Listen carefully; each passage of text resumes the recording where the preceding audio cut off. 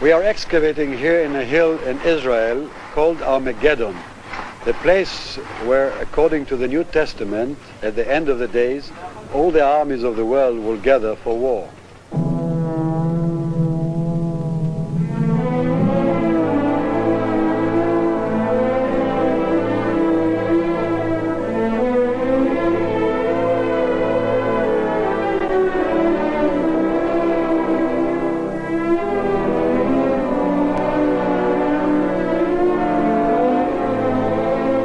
Armageddon is known in Hebrew as Megiddo. It is situated 50 miles north of the modern city of Tel Aviv and 12 miles from Nazareth.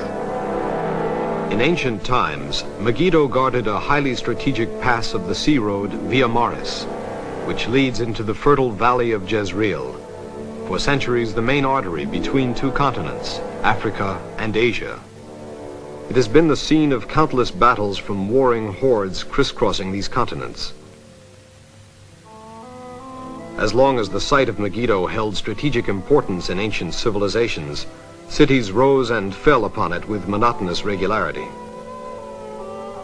It has now been abandoned for over 2,000 years, yet today the place is very important to archaeologists. The site contains the remains of 20 cities, one on top of the other.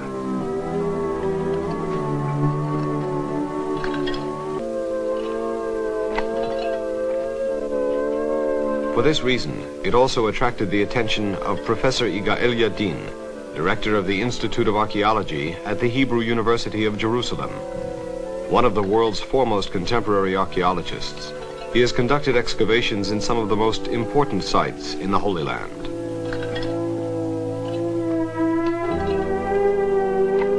His finds have brought to light a wealth of information about biblical eras. A former chief of staff of the Israel Defense Forces, he is able to combine military and archaeological expertise to piece together the clues found in the remains of these ancient sites.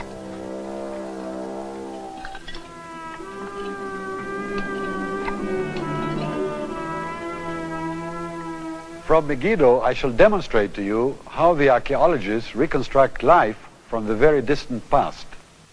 For example, how from what looks to be a few stones can we reproduce a whole Canaanite city?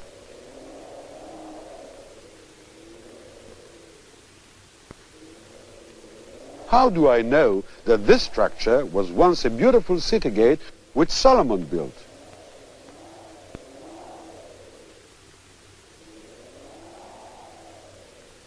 Although we have uncovered only a small fraction of the riddles of Megiddo, I can show you most interesting discoveries. But first of all, some elementary facts. In the semi-arid climate of the Holy Land, there is a scarcity of springs.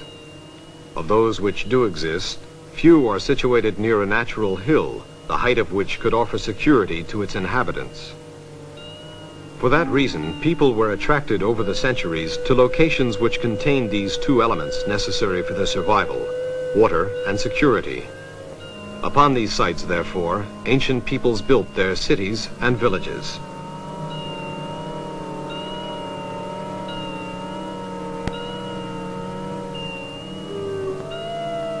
The fact that for many centuries buildings were built of sun-dried mud bricks, such as even are used today in buildings in Arab villages, is responsible for the speedy collapse and decay of deserted cities destroyed by enemy attack or earthquake or plague. The city wall, usually built of sturdier material and of definitely stronger construction, prevented the debris from being completely washed away by the elements. Newcomers, or survivors of the destruction, would then level the debris of the previous city and begin construction of new buildings. It is this process of a city destroyed and a fresh one rebuilt on its remains, repeated over and over again for thousands of years, which has created this mound. The Bible calls it a tell.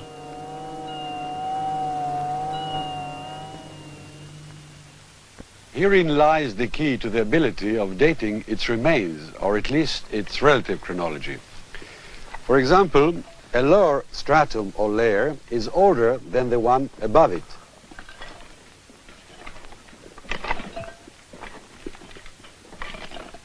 The possibility of absolutely dating the remains of people who didn't write or whose writing on perishable papyrus did not survive is of course much more difficult.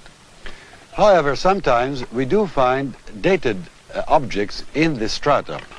For example, if we find a seal like that with the name of a known pharaoh, or a pot, an imported pot, the date of which is known from its country of origin, like this one from the Roman period, then obviously the date of the stratum in which these objects were found is ascertained. Indeed, pottery is very important for the archaeologists.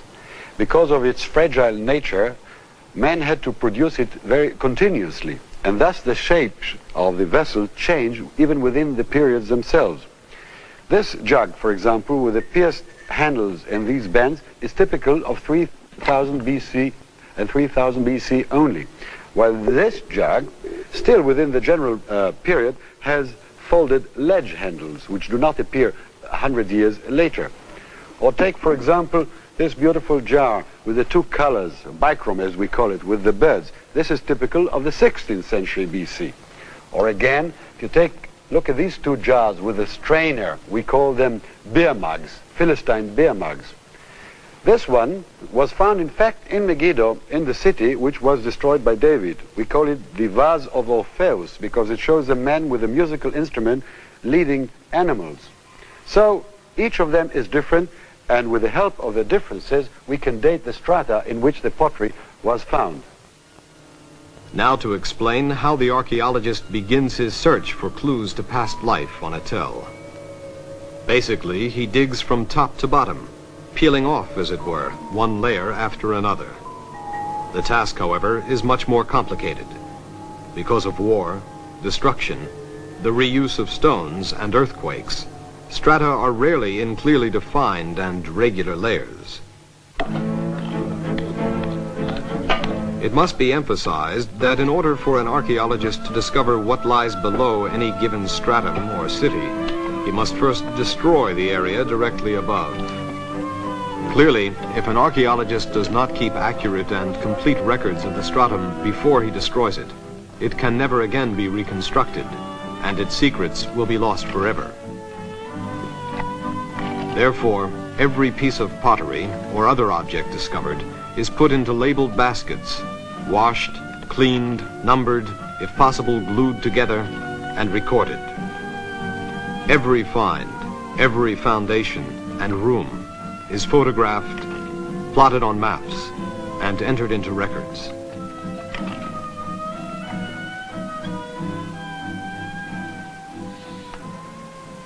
The fact that 20 cities were destroyed here in one way or another certainly suggests that this hill has witnessed some fierce battles. Indeed, the first known detailed description of any battle is the capture of Megiddo, as chronicled by the pharaoh Thutmose III when he spoke to his troops in the 15th century BC. Behold, all the foreign countries have been put in this town by the command of our god Ra on this day, inasmuch as every prince of every northern country is shut up within it, for the capturing of Megiddo is the capturing of 1,000 towns.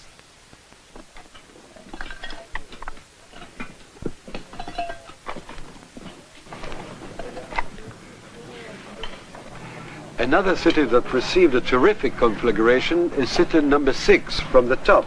Whenever we reach it and we encounter this ashes, we know exactly where we are. We are in stratum 6.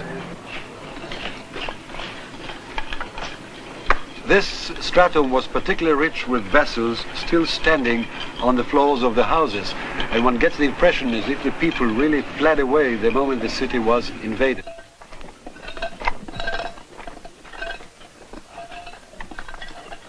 This city is covered by about 1.5 feet of ashes, broken pottery and personal belongings, with the brick burned red from heat. We believe that this is the city conquered and destroyed by David. King David, the monarch who first unified the nation of Israel, was known for his beautiful psalms, his ability to play musical instruments, and his military genius. Because of his lightning strike on this Canaanite town of Megiddo, its inhabitants had no time to evacuate their personal possessions. For example, we found hidden under the ashes of this floor a purse of a woman stuffed with many objects like beads and bracelets. Even these little two objects, one a crouching gazelle and the other one a small monkey, holding one hand on his ear like that and eating with the other hand an apple, as if Adam eats already the apple but still pretends he's not listening to the words of Eve.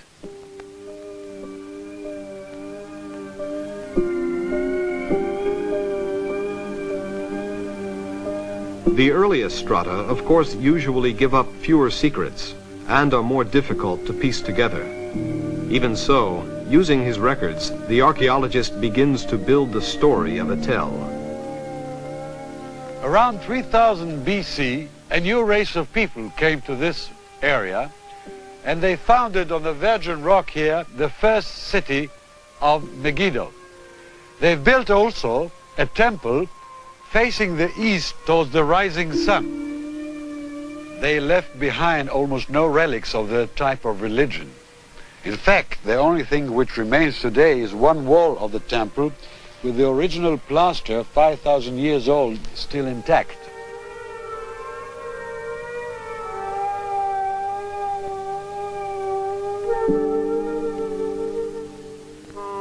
A few hundred years later, say 2500 BC, near the same area, a new group of people came and took over Megiddo.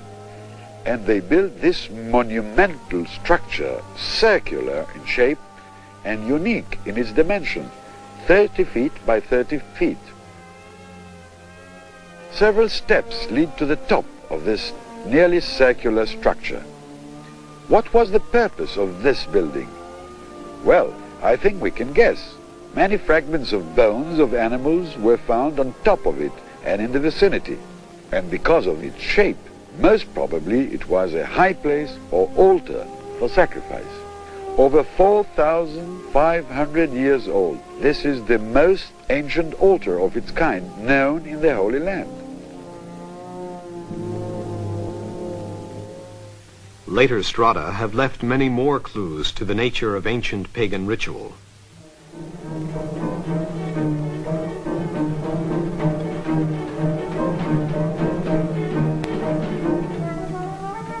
Around the 16th century BC, there was an influx of newcomers, the Canaanites, the Horites, the Jebusites, and all those nations who, according to the Bible, confronted Joshua and the Israelites in the 13th century BC.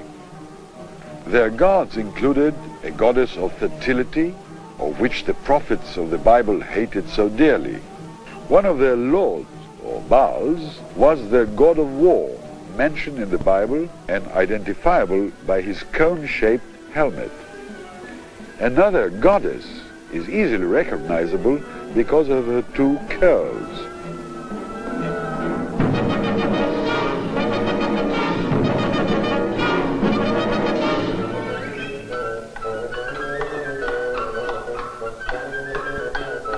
The Canaanites' artisans even mass-produced their gods. Here, for example, is an ancient stone mold, and here is a modern cast of bronze made of it.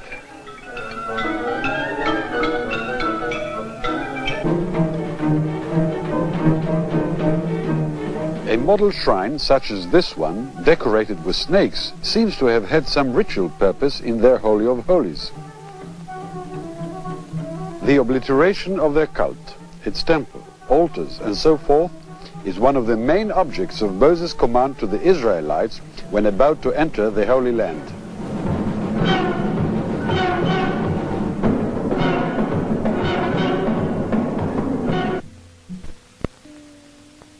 The various rulers of Megiddo, mostly anonymous, saw to it that they too, in addition to their gods in heaven, should have sumptuous palaces.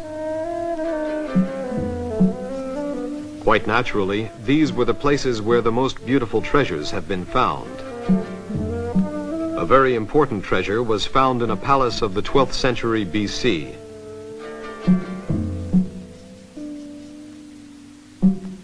From these ivories, it may be observed that the king was an art collector.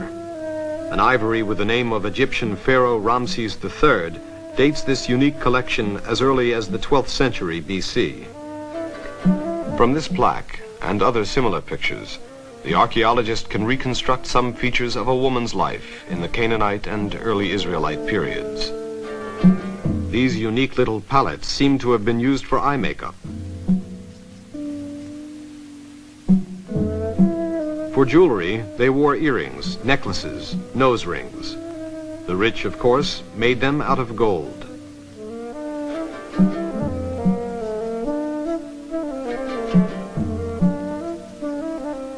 For leisure, these Canaanite citizens of Megiddo, numbering about 3,000, had all sorts of games, mostly played with a dice like that. It is interesting that in another site, a dice was found loaded, showing that human nature hasn't changed.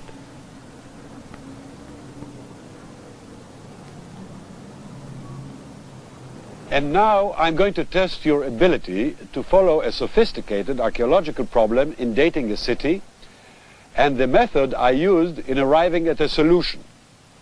Here, in fact, the Bible and the spade combined together to produce an historical evidence. It all began with a short passage in the first book of Kings, chapter 9, which I'll read to you now. This is the account of the levy which King Solomon raised to build the house of the Lord, his own house, Milo, the wall of Jerusalem, Hatzor, Megiddo, and Gezer. Hatzor, Megiddo, and Gezer. 3 cities whose locations had been known for some time. But which of the numerous strata on each site was really Solomon's? Yadin's goal was to find the authentic cities of Solomon. At Megiddo, Yadin began his research from previous finds. The early excavators of Megiddo uncovered above the stratum of the red bricks and ashes a big Israelite city, the foundations of which are here, together with a magnificent 6-chambered, 2-towered city gate, as well as a complex of stables. These stables, gates, and buildings seem to fit the biblical description of Solomon's wealth in horses. The earlier excavators confirmed that the city was built at approximately the time of Solomon's kingdom. They were convinced that this was indeed a fortified city of Solomon. For many years then, these have been known to the world as Solomon's stables. Because the biblical account stated that Solomon also built Hatzor and Gezer, Yadin expected to find a similar style of construction in the gates and walls of all 3 of these cities. He decided to excavate in Hatzor. In the 10th stratum down, he found a city. Dating of ceramic fragments and chronological analysis of the layer confirmed his views. This was Solomon's city. We found here a city gate identical in plan and dimension with the one at Megiddo. In fact, the similarity was so great that when only the contours began to appear, we boasted to our laborers and we said to them, you dig here, you'll find a chamber, you dig here, you will find a wall. When our prophecies turned out to be true, the laborers looked at us as if we were magicians. But when the biblical passage was read to them, our prestige diminished. That of the Bible was higher than ever. The 3rd city, Gezer, had already been excavated by a British archaeologist. Yadin knew that the excavator had not reported any Solomonic gate or city, such as existed in Megiddo and Hatzor. Nevertheless, because of the biblical passage, I decided to re-examine the excavations report. And to my great surprise, here was a plan of a gatehouse and a wall and fortifications exactly like here in Hatzor, wrongly ascribed here to a different period. Later excavations in Gezer confirmed that this fortification too was a city gate built by Solomon in the 10th century BC. There was now indisputable evidence that these city gates, virtually identical, were built by Solomon. There was only one fly in the ointment. In Gezer, as well as here in Hatzor, the Solomon gatehouse was connected to a casement wall behind me, 2 parallel walls, one inner and one here, the outer, divided into compartments, into casemates or rooms.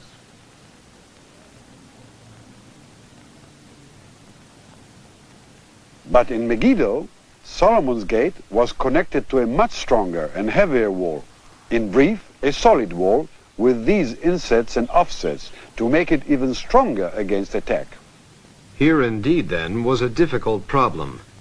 There was no doubt that this heavy solid wall in Megiddo was on the same level as the famous stables attributed to Solomon. The question then was, why would Solomon, who ruled Israel during an era of relative peace, build a stronger and different type of wall in Megiddo while building a casemate wall in Gezer and Hatzor? The only possibility which seemed conceivable to me was that the solid wall was not Solomon's and that his laid somewhere under it. To verify this possibility, I conducted 3 seasons of excavations here at Megiddo, and the results were indeed startling. Under this solid wall, we found not only a casement wall, but also the foundation of this beautiful palace here. In fact, the group which is digging with me is further uncover the foundation of this wall. This meant that under the stratum of the stables and the solid wall lay the true Solomon's city.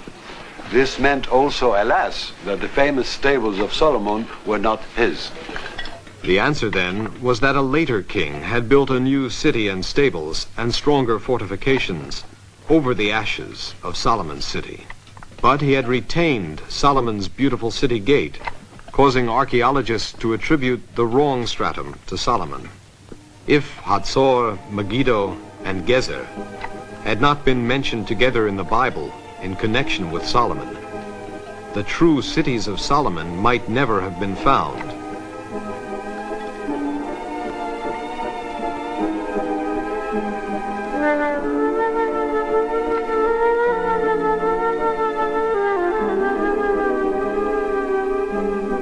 Actually, we know from the Bible that in the days of Solomon's son, Rehoboam, Egyptian Pharaoh Shishak conquered and destroyed Megiddo. The city was later rebuilt, probably by King Ahab and his strong-willed wife, Jezebel. Credit then must go to Ahab for building the stables. There is perhaps no finer example in the history of archaeology of a biblical passage helping so much in the identification and dating of structures in the Holy Land.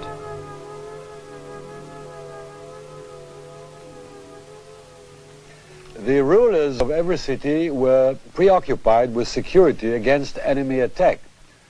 For this reason, also silos were built to store food for siege against an enemy who couldn't breach the walls, like this one, for instance, which was built by one of the kings of Israel.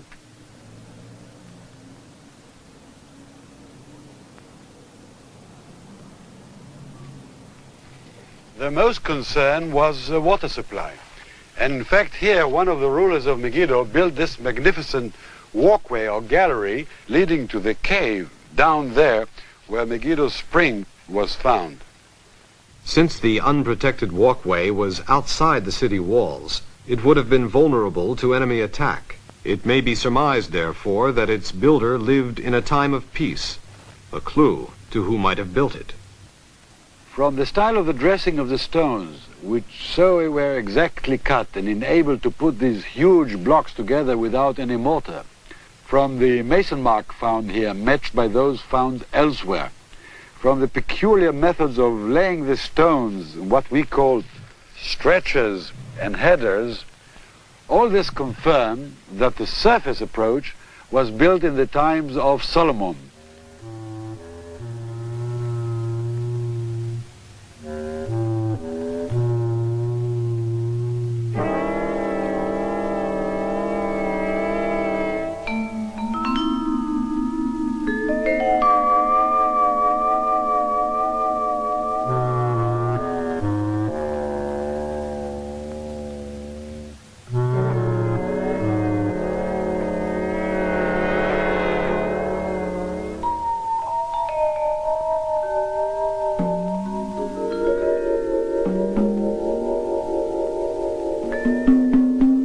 At a later date, Another king devised a secret passage within the city walls to Megiddo's water supply.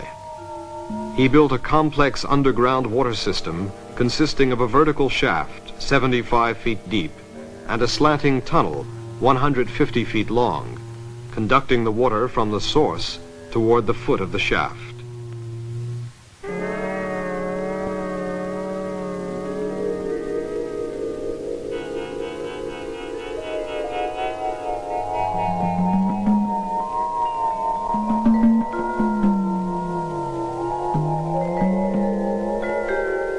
When this later king, probably again the security-minded Ahab, finished his tunnel, he blocked and concealed the cave's outside entrance so that no one outside the city walls, namely an enemy, could enter to poison or rechannel the water supply.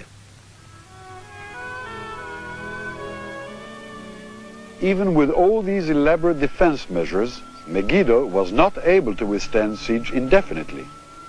The final fall of the northern state of Israel in 720 BC, and subsequently the fall of Judea some 150 years later by the Babylonians, brought also great destruction to Megiddo, Armageddon. By the time the book of Revelation was written, the Mound of Megiddo was ruinous and derelict.